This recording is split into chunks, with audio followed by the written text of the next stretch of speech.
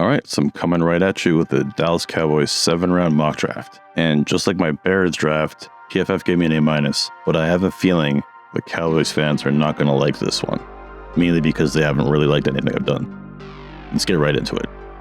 With their first pick, the Dallas Cowboys select Calijah Kancey, defensive tackle out of Pittsburgh.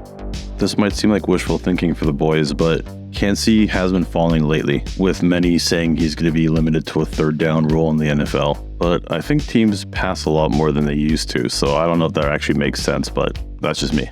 Either way, he'd fit into the 4-3 defense that Dan Quinn runs, and in the past he has liked having a nice 3 technique like that in the mold of Grady Jarrett. Kancey's and Jarrett's production and athletic score are actually quite similar. It'd be fun to watch Kancey shoot gaps with Micah Parsons and DeMarcus Lawrence taking up so much defensive attention. In the second round, I have the Cowboys selecting running back Zach Charbonnet out of UCLA. Charbonnet, who stands at 6 foot and 214 pounds, is an ideal replacement for Ezekiel Elliott. I did consider a trade up here, and actually did one in my last mock draft for Bijan Robinson, but I have a feeling the Cowboys are going to stay put, try to have more depth with the roster instead of giving up picks. Drafting Charbonnet lets them do that. Charbonnet, with the returning Tony Pollard, will form a nice little good cop, bad cop committee in the backfield. With their third round pick, the Dallas Cowboys select Chandler Zavala, a guard, to bolster their offensive line. With Connor McGovern moving on, they could use another guard, and they do prioritize a strong line, so it makes sense. Zavala is a late bloomer, but he definitely demonstrated in his last college season that he can open up running lanes, and with Mike McCarthy's apparently newfound love for running, it'll come in handy. Zavala might be still a bit raw, but luckily with Tyron Smith, Zach Martin, and Tyler Smith, he won't be under pressure to develop too quickly. With their fourth round pick, the Dallas Cowboys select Olusegun Oluwatimi. That was a tough one. He's a center out of Michigan. While the Cowboys do currently have Tyler Biadasz at center, he's set to become our free agent next year, and despite being named most improved player by Nate Tice of The Athletic, he overall hasn't had the greatest run so far, and probably won't be re-signed. Drafting Oluwatimi will give him a chance to develop him on the bench and have him ready for next year. Not to mention Oluwatimi's mix of athleticism and smarts make him a really strong center prospect. Cowboys' 5th round pick goes to tight end Payne Durham out of Purdue. Based on their draft visit tracker, it sure seems that the Cowboys are interested in adding a tight end.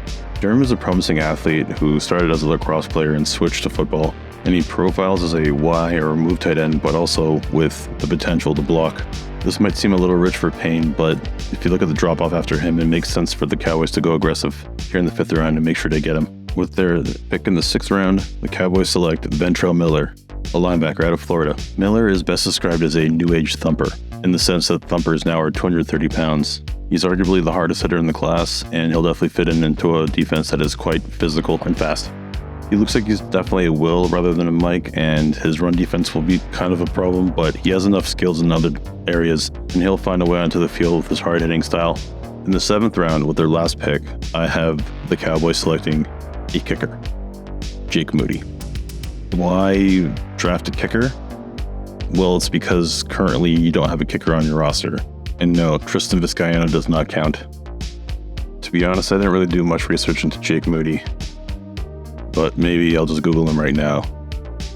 Oh, cool. He has a mustache. I'm in on Moody. But in all seriousness, after the whole Brett Maher debacle, it's a good idea to throw a 7th round pick at a kicker. Anyways, how was that? Was that really worth an A-? I don't think it was so bad. I think it definitely fills a lot of their needs and makes some strength stronger too. But most importantly, what do you think? Let me know in the comments. Also, if you could like and subscribe, I would really appreciate it, and maybe even share it around. That'll go a long way in getting more content out to you. Till next time, Cowboys fans. Oh, and good luck with Mike McCarthy.